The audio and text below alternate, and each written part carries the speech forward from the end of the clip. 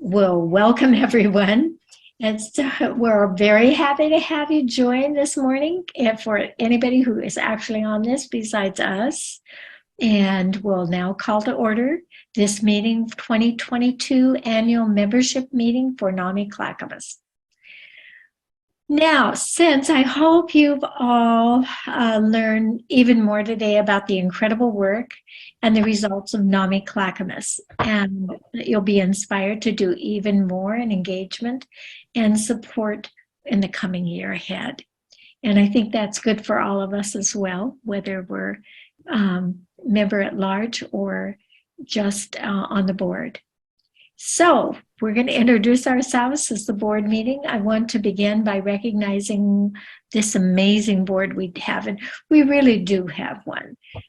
They are thoughtful and they are dedicated board, especially this last year. They have a lot of talent and strengths to get our work done. And so, beginning, I'm delighted to introduce you to Mary Clark, Lee Eby, Judy Jameson, Bob Sealander, myself, Judy Steele, and Rachel Todd, and Tammy Halber. I'm probably saying that wrong.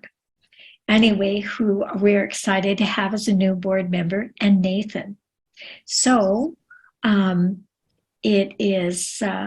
we also want to expend a special thanks to Laverne Adams and Pamela Blackwell, who both recently retired from our board. We really appreciated their services.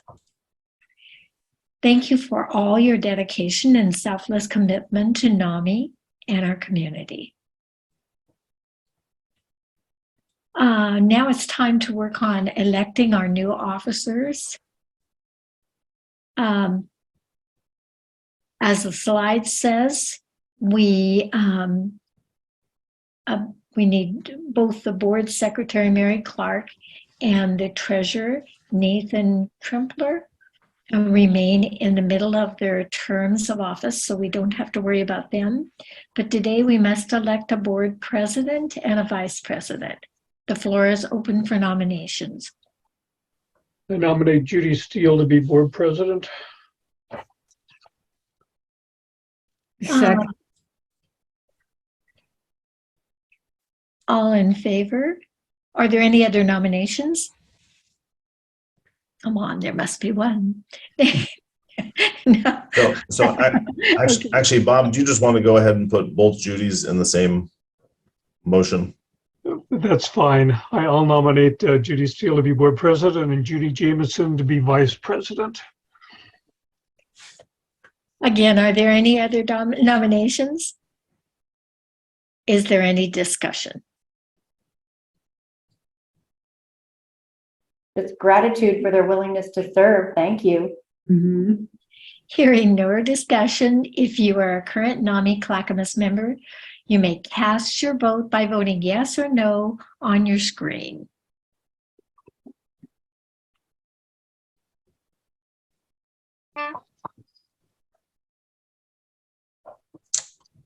All right, I think all members have voted. So Gary, if you want to share, I can't tell if you're sharing the results. He did. Okay, great.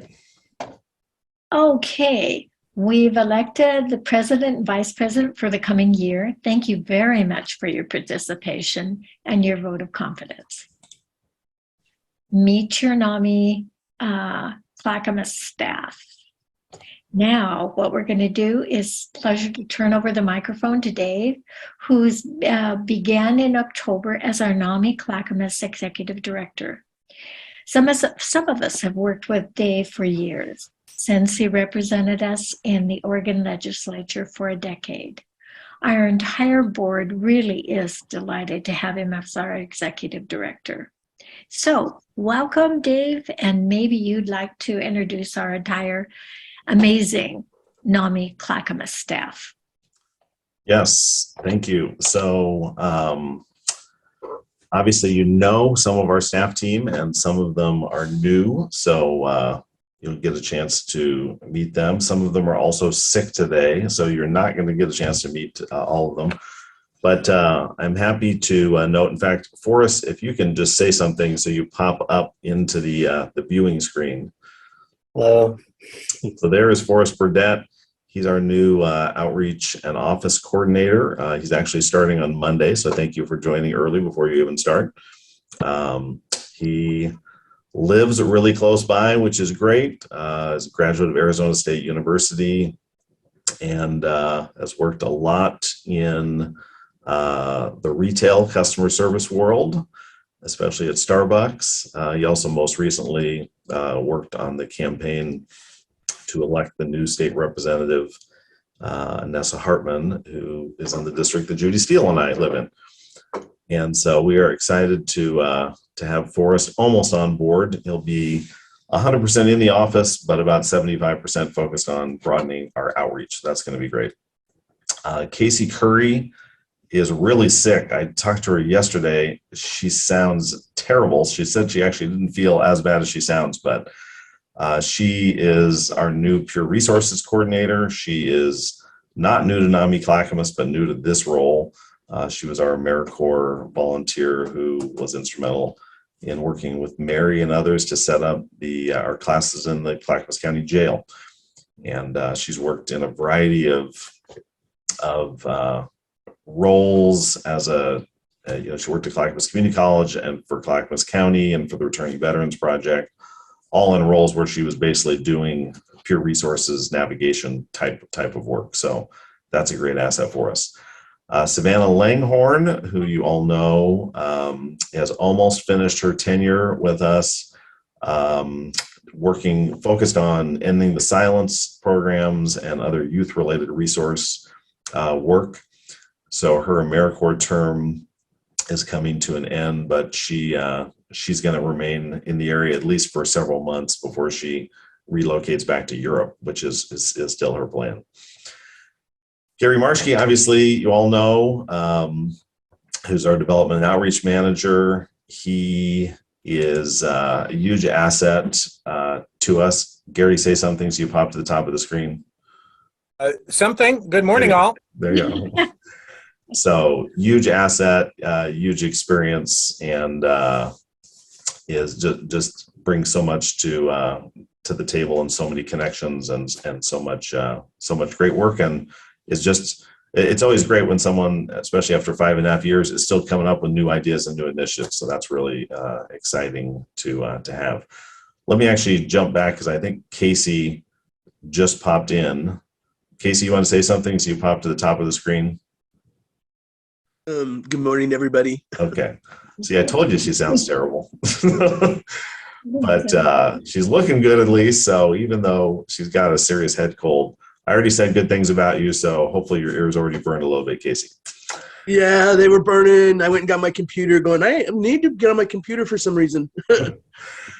Sherry Mascaro, obviously, Sherry, say something. So you pop to the top of the screen. Good morning, everybody. So Sherry is our amazing volunteer coordinator. Our volunteers love her, and she's just a great asset in terms of making all of our work happen, because as you all know, so much of our work is very dependent on volunteers. So whether it's the recruiting, the helping to make sure they get training, which is not always easy in NAMI world, or the care and feeding of volunteers. And most recently, redeploying some volunteers to in-person classes. That's Sherry's favorite part of her current job, I think, is redeploying people for in-person. Right, Sherry?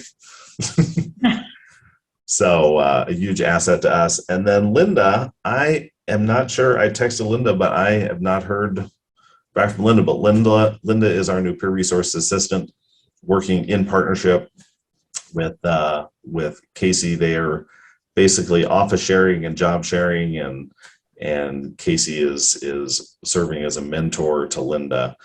She comes to us most recently from the Clackamas Service Center, where she was working, and originally was from the west side of Clackamas County, Westland, Lake Oswego. Today lives in Milwaukee, so she's been around Clackamas County for a long time. So you've just got an amazing team serving you all and our clients and our community. So I just couldn't be more excited to be working with these folks. So I will just continue on, Madam President. We have a quiz for you all to take. Gary is going to throw up the first of a few quizzes. This quiz is, how does Oregon rank nationally for the prevalence of mental illness? Are we in first place the best, 25th place, right in the middle of the pack, or 50th place the worst? Oh, So please cast your vote.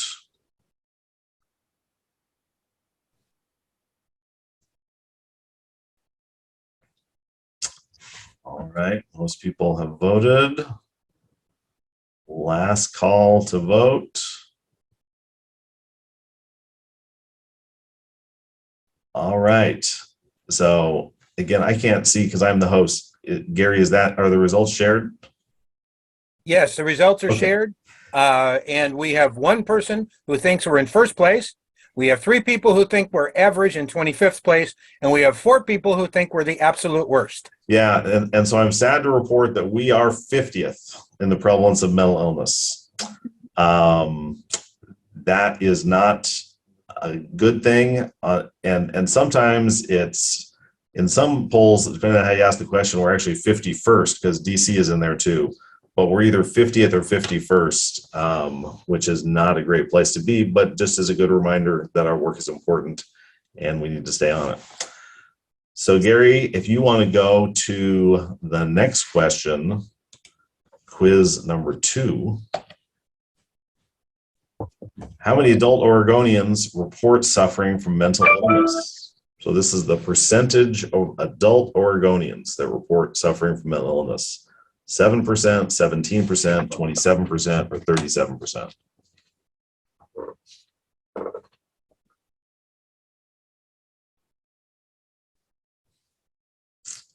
All right, so a few more seconds to cast your vote.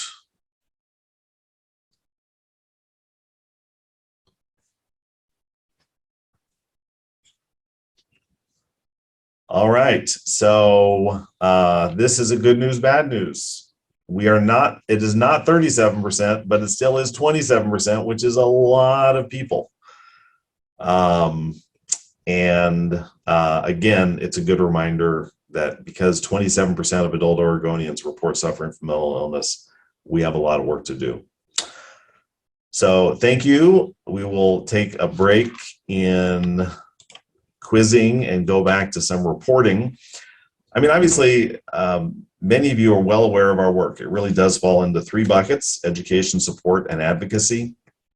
We do, as most of you know, we do a variety of education classes. The 2 biggest consistent ones are peer-to-peer classes and our family-to-family classes.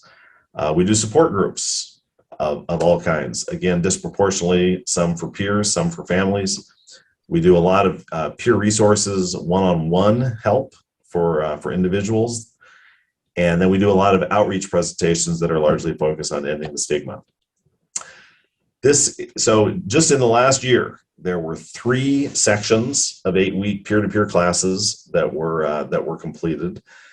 One in the spring of this year, one in the one in the winter, early part of this year, one in the spring, one in the fall. Also, in the same timeline, there were 3 sections of the family-to-family classes. Both of those were 8 weeks long. Again, one focused on peers, one focused on families, and are really just the bread and butter of what we do.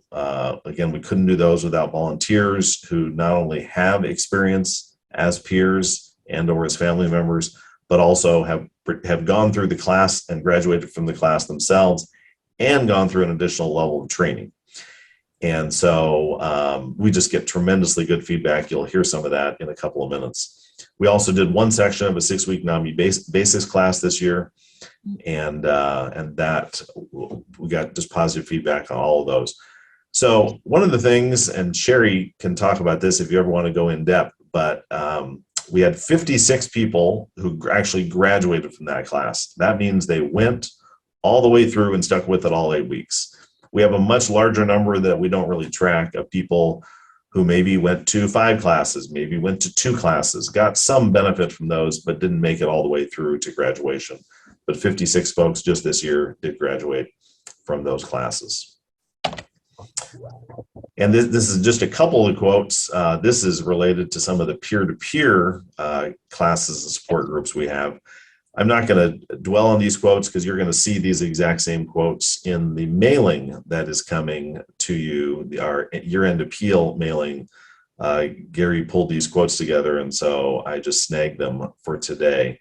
But it just really, it's powerful and inspirational to read these quotes. So I encourage you, when you get that letter in the mail, to spend some time dwelling on those quotes and feeling good about the great work you do supporting and leading NAMI Clackamas.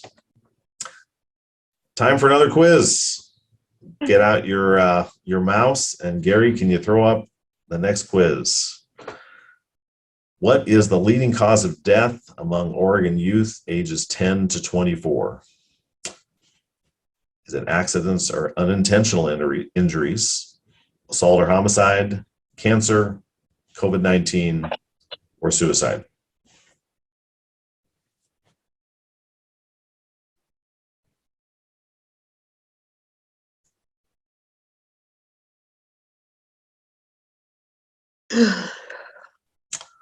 All right.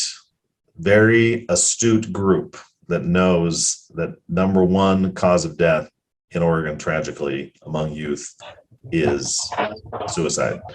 It's also, interestingly, I was looking up, it's also number one among veterans. Actually, let me pull that stat out.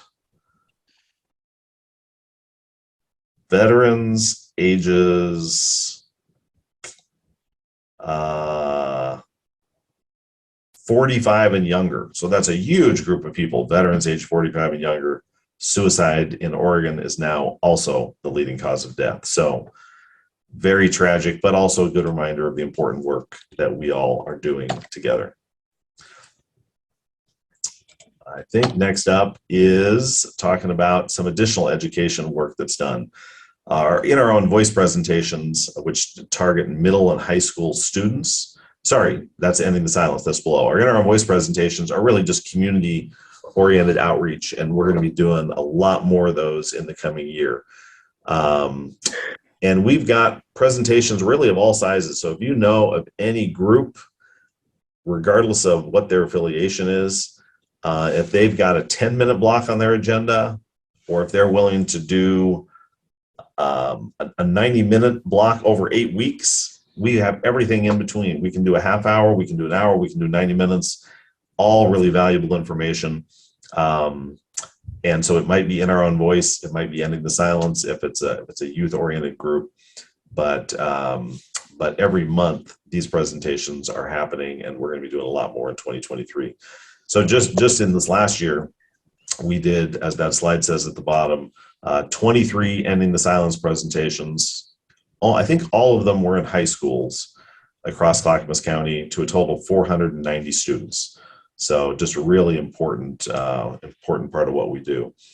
And you can see some of the presentations, or some of the feedback about both in our own voice and in the silence. These are both coming from the instructors, the teachers that are just really there as observers, even though the presentation is targeted to the younger folks, just really making a positive, powerful difference. Support is, we talked about education. Support is the second key thing that NAMI Clackamas does.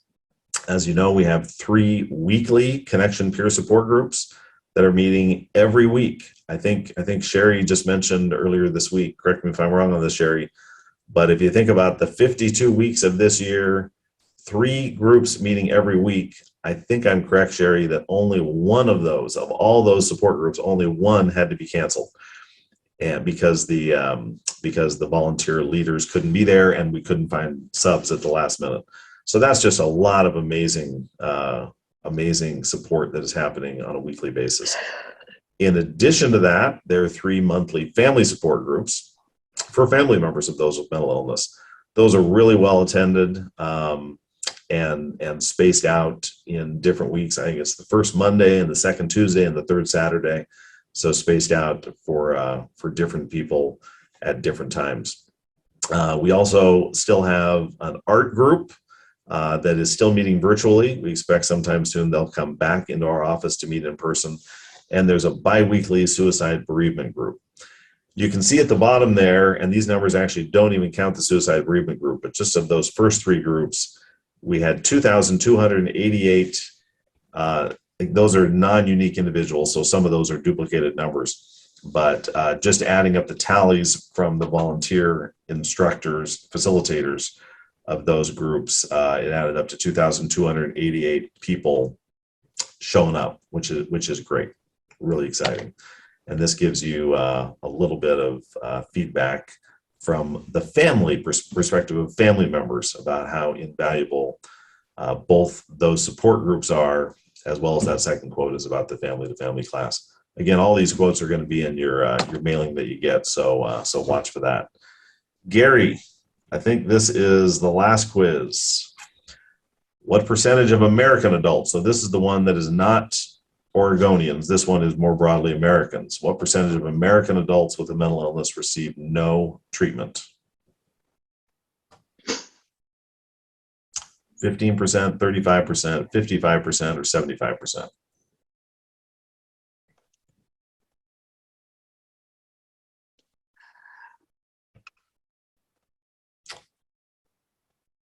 All right.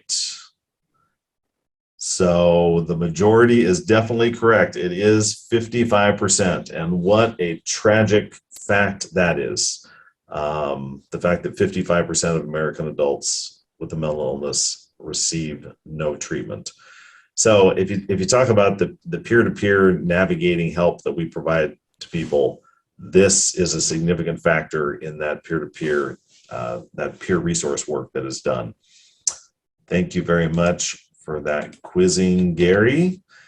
Dave, if I might add something else too, Sure. I think one of the most telling statistics I've heard of late, and I use it every time I can, is that the average time between the time that someone recognizes that they may have some sort of mental health issue and the time that they actually seek treatment is 11 years.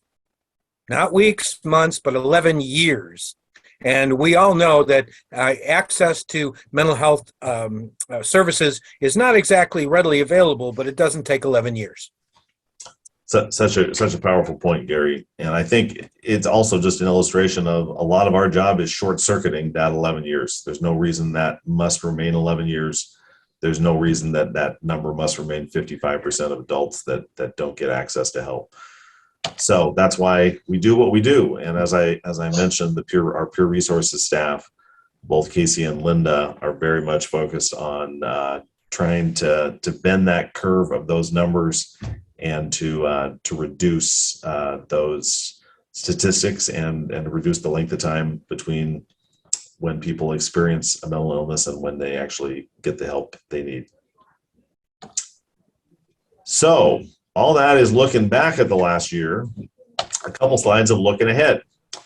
We, as I noted, we've got an amazing staff team, an amazing board, and incredible volunteers, and all of that is going to be necessary to pursue and achieve these goals. But these are some of our highlight goals looking at the year ahead. We are committed, as you all know, we went from 100% in-person classes and support groups pre-pandemic to 100% virtual online classes and support groups today. We can't just go back because our online support groups and classes are serving a lot of people. So we are really going to spend this year broadening our reach. So we're doing both. And so adding in-person classes and support groups in 2023 while also maintaining our online classes and support groups is a important priority, and it's going to take a lot of collective effort. We're also going to be dramatically expanding our outreach and presentations to whether it's civic clubs, schools, faith communities, neighborhood groups, chambers of commerce, veterans groups. I mean, I just envision us being very broad in our outreach We're narrowly focused on Clackamas County, but if you think about Clackamas County, it is huge and there's a ton of opportunity. So I would guess we will probably, I hesitate to state this number out loud, but my guess is we will probably do 5 times the presentations this year that we've done in the past. So we just got a huge opportunity to make a major impact on addressing some of those stats we just talked about. We're going to be significantly deepening our peer resources one-on-one services.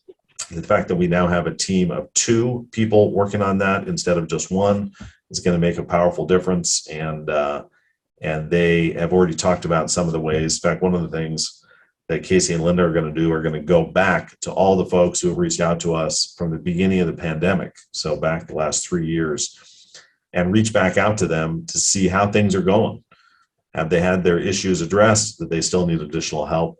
And so we just haven't had the capacity in the past to do that kind of follow-up and going deeper. We are committed to hiring a Latinx outreach and education coordinator. We have a really diverse county and a large Spanish-speaking population, and we need to better serve that population. We have a job out on the street right now and look forward to finding somebody great to fill that role. We're going to, I think most of you are aware, NAMI Clackamas started mental health classes in our county jail. I guess that was 2 years ago, or I guess it was a year and a half ago. Casey and Mary were instrumental ringleaders along with Lee Eby in getting that going. That stopped, and we're committed to getting that re-going in the next year, because that just is such a powerful impact on those who happen to be incarcerated in the county jail to get additional mental health resources and information and help.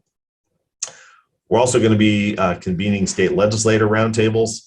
Typically, NAMI Clackamas in the past has just had, during election season, has had candidate forums where the candidates come and talk to us. We're going to flip that around now that we're past the election and have opportunities for NAMI Clackamas members to go and talk to legislators to advocate for strong state mental health policies and budgets. So I think we're going to start off doing those by Zoom, so they'll be very accessible. But I think that is a real opportunity to make an outreach, especially in our county where we have 17 state legislators representing Clackamas County. 10 of them are new starting in 2023. So we've had a huge turnover and a great opportunity to make those connections and make an impact.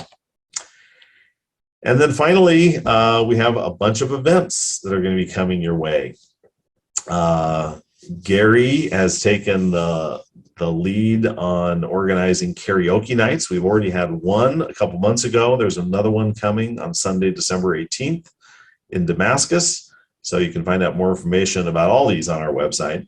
But that's an opportunity to have fun and make connections and raise a little bit of money. We also, stay tuned, we're going to be having an open house in our newly refreshed office. We've cleared out a lot of stuff. We're going to be painting this weekend. So we're going to have an open house early in the new year. So stay tuned for a specific date on that. And also stay tuned, we're really excited about a new event that we're calling Stand-Ups Against Stigma, where it's going to be a comedy night. It's going to be somewhere on the west side of the county. And it will feature both a professional comedian who will be our MC and who will do a longer comedy set, who actually does have mental illness in his family, but is not a peer himself, as well as probably 4 folks who have been through the comedy training that NAMI Clackamas has provided in years past, and are using comedy as a tool to tell their own stories of mental illness in a fun and funny way. So a few amateurs, 1 professional. I think that night's going to be a blast. So stay tuned for that date in probably the first half of March. And then the dates that were recently set for those last 2, the annual NAMI Walk has now been set for Sunday, May 21st, and the Party with a Purpose is set for Friday, September 22nd. So make sure you get those last 2 on your calendar and plan to attend. All great opportunities to support NAMI Clackamas, to engage, to connect, and to really make a difference. So I would just say in closing, this is the same slide I had up before, the ways that we educate, support, and advocate. I don't think I mentioned that all of these services are free to all participants, which makes us really unique among a lot of nonprofits or a lot of organizations, period. How does that happen? Because of our volunteers and donors. None of this would be possible without that combination of volunteers and donors partnering together. So I thought you might just enjoy a couple of stats about volunteers from 2022. We had, thank you, Sherry, for pulling these numbers together. It was really encouraging to read these and to pass them on. A total of 87 volunteers volunteered in 2022 for NAMI Clackamas. A total of almost 2,500 volunteer hours. And when you use the statistical numbers, for Oregon, they count an average volunteer hour is worth $29.75. Very exacting. Not $30, but $29.75. So when you factor those in, that's over $74,000 of volunteer impact and value that they're adding. So you can see, thank you to those of you who volunteer. It makes a huge difference. And then donors, very similar. We have a ton of people that donate. Some donate directly.